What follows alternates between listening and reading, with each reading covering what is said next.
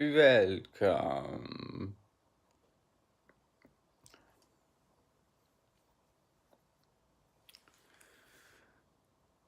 More of Kirsty in your ear hole.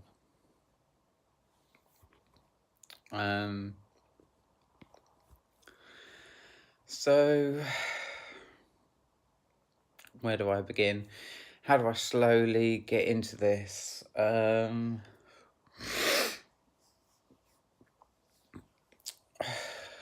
Okay.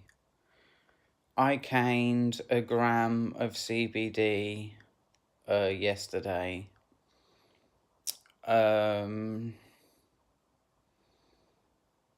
asking myself, why? Why did I cane a gram of CBD yesterday?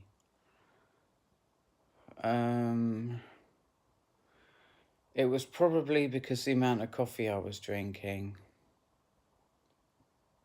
I've got an itch.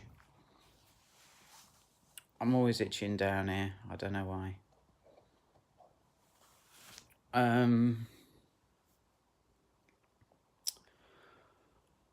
Let me just hold that a bit further along.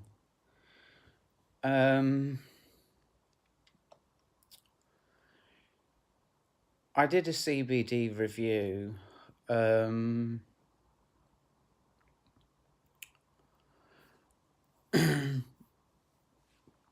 What it is, yeah, is it's well known that CBD helps with epilepsy, right?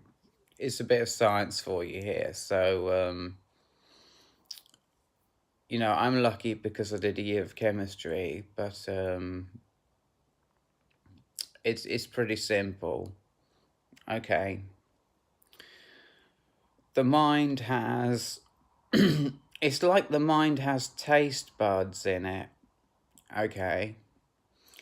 And CBD stimulates those taste buds and creates, and in response to the mind being able to sense that the CBD is there, it calms the brain down.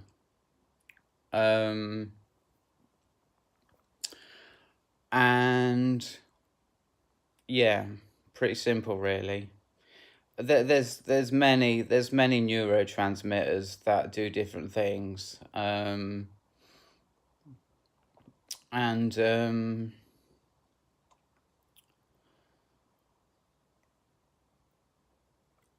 what happens is, with anxiety, there's too much. There's a brain hormone called glutamate, and when the taste buds in the brain are being bombarded with glutamate, I mean, I don't know why the brain produces a lot of glutamate in people with anxiety, but it does. And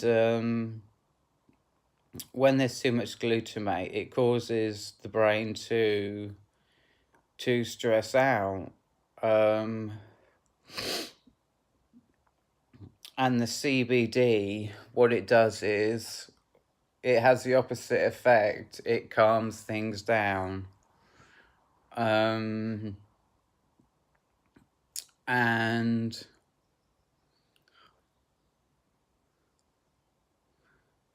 yeah, it calms things down. And does away with the anxiety. So I thought to myself, well, if CBD is good for epilepsy, because there is a link between epilepsy and anxiety. So if it's good for epilepsy, then it's good for anxiety. So anyway, that's enough of the chemistry.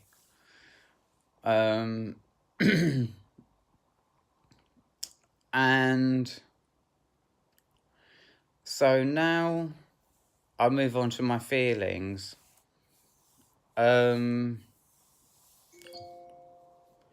Let me just get rid of this little notification there. I've taken my estrogen, that's fine. Where am I going with this? So, I've said this before in a video. I'm on. Well, what happens is that once a year I go manic. It happened. I'm a little bit early this year. It was more like June last year, but I'm a bit early this year. And how can I hold the feelings of like what anxiety actually is? What it is, it's it's an emotionally painful state of mind where everything everyone says is this is my own personal anxiety. See, I have a sister, and her mania affects her differently, completely differently to me. But this is my mania. It's a emotionally painful state of mind where everything everybody says, because there's too much glutamate in the brain, it actually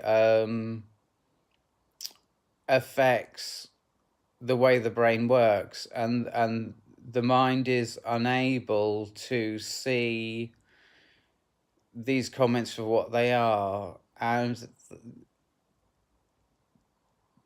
is more prone or more likely to take offense to these comments. But there's another factor that's involved, which is that, and this is just my story, as I say, this is my mania. And I'm very lucky that this only happens to me once a year. But when people can sense that somebody is really anxious, they will be abusive. They will be abusive to people who are anxious, and so that's another part of the story. And it's a very, very, very unpleasant state of mind. I'm on clonazepam, I'm on buspirone, but what I'm holding, okay, be this right or wrong, is that the CBD being for epilepsy, because like let me explain it to you this way. There's a drug, right, called sodium valproate, and it's a very, very strong drug, and it's for epilepsy, and it's very, very, very heavy, and what that tells me is that if CBD is good for epilepsy, and it's not a heavy drug, it's just it's a very, very clean drug. That's what my psychiatrist called it. Let me just, I don't like the top of my head being out of the frame.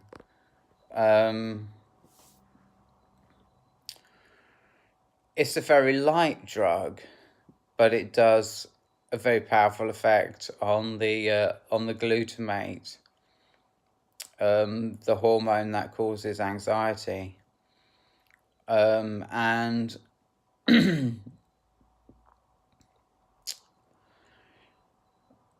I feel that what I experience. No, I don't really wanna. I don't really wanna go there. Well, what I would say is just another drug. It's another drug that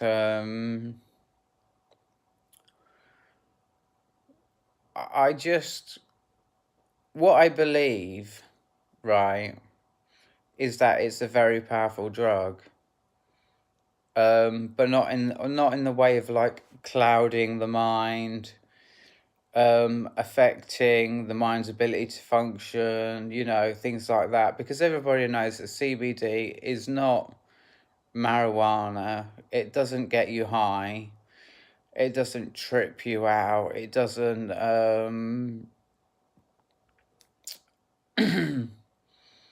it doesn't get you high. It's literally a miracle drug, really. And it's an antipsychotic as well. It has antipsychotic effect on 3 different areas of the brain.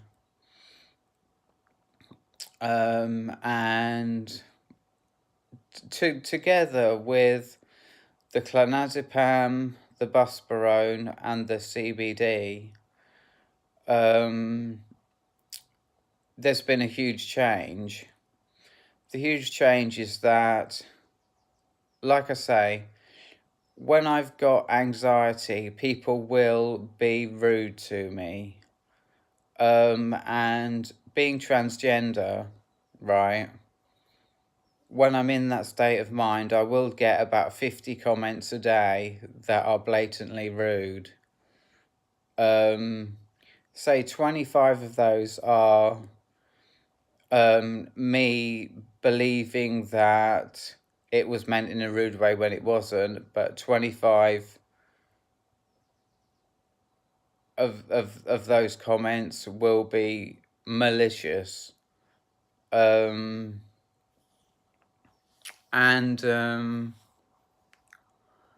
so and it creates intense emotional pain because, I it just seems so unfair that because I'm transgender, I have to put up with all these rude comments. No, no, no, I take it back. That's not really the problem. The problem is the comments themselves.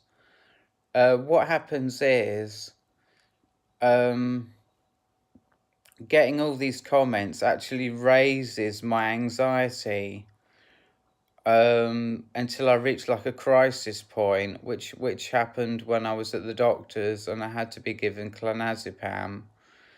And this is a very dark, very nasty part of human behavior where people will pick on someone who has anxiety to the point where the anxiety gets worse and worse and worse until like that person reaches a crisis. And like I say, it's very nasty. It's very nasty, but that's not the point I'm trying to make. The point is that, well, that is kind of the point I'm trying to make in the way of like explaining the difference between before I started taking, because the buspirone really didn't do anything for my anxiety. I'm explaining the difference between before I was on clonazepam, buspirone, and CBD. It is a weed. I smoke the weed in a pipe. It's a very strong weed. It's about 18% CBD. And now, which is because I couldn't get on a bus because I'd be so freaking scared that somebody would start having a go at me on the bus. Because the way of people is like they make these snide comments, and it's just snide comment after snide comment after snide comment when I'm on the bus. And this is from before. This is from before I started on all these medications.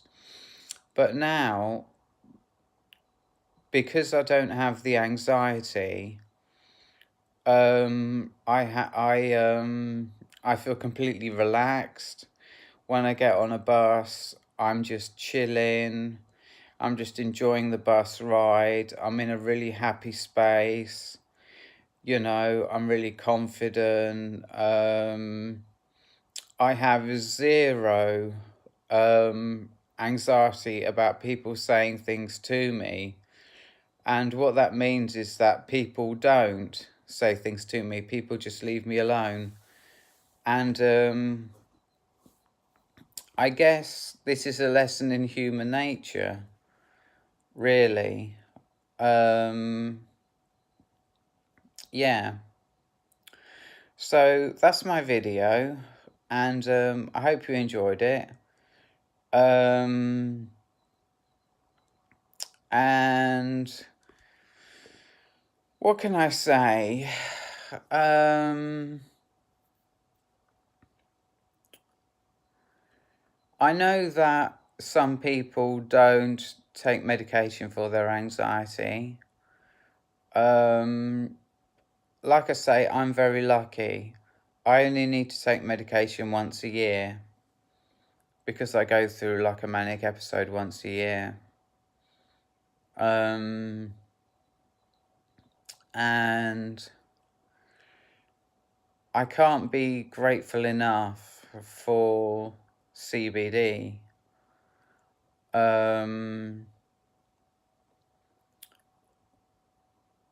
Because it hurts. Because 25 of those comments will be mean, but 25 of those comments will be may even be loving and respectful comments. And being so wound up, it's like as soon as somebody says something, it's like it causes emotional pain because I'm asking myself, is this another mean comment? And yes, I've lost the plot. Yes, I've said things to people who have made comments to me. And it causes emotional pain because even though I was ill, even I knew that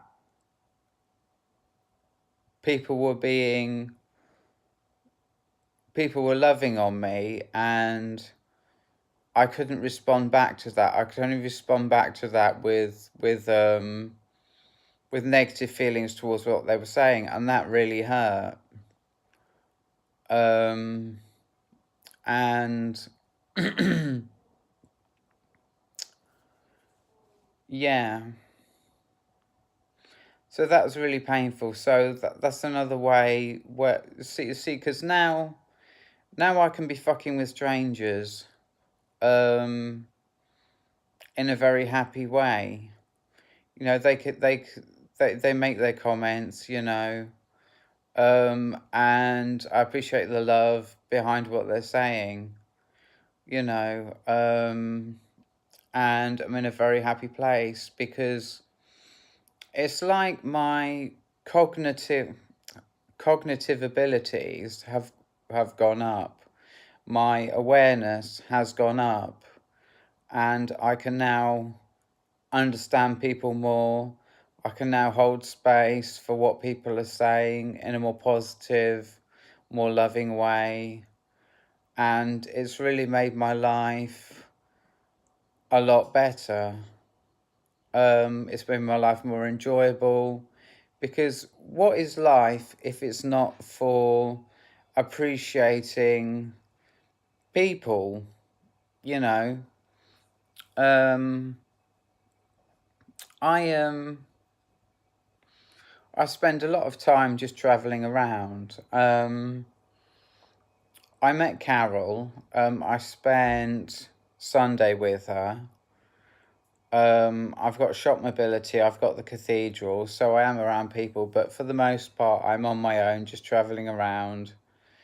For something to do, and it's such a beautiful thing to be able to hold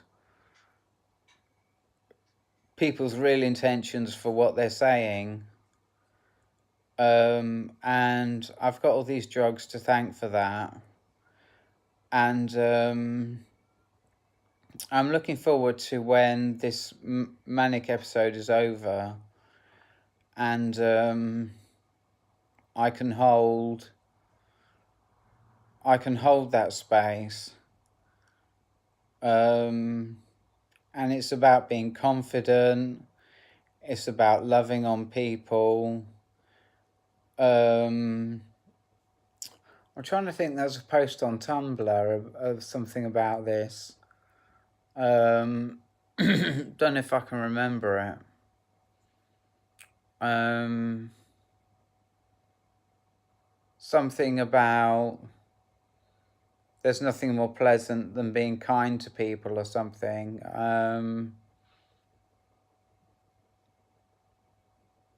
Anyway, I'm going to go. So I hope you enjoyed my video. I hope you found it interesting. It's my story. It's my story of my mania. Like I say, my sister's mania affects her completely differently. She'll clean the whole house. She'll get tattoos. You know, she'll do all these things when she's manic. But with me, it's completely different. And I guess I don't know if everybody's mania is different, but I hope you found my particular brand of mania interesting. My pain of not being able to hold the beauty and the love of some of the comments that people say to me. I mean, in a way, I'm very blessed because being transgender and getting, say, like 50 comments, I only really get 50 comments a day when I'm manic, but I do get a lot of comments. And it's a great joy to me that people are so open, and they bring their light to me in what they're saying, you know. And so I'm sure you can understand why it hurts so much to not be able to hold the things that they're saying. Anyway, I'm gonna go, and I'll see you in the next video. Goodbye.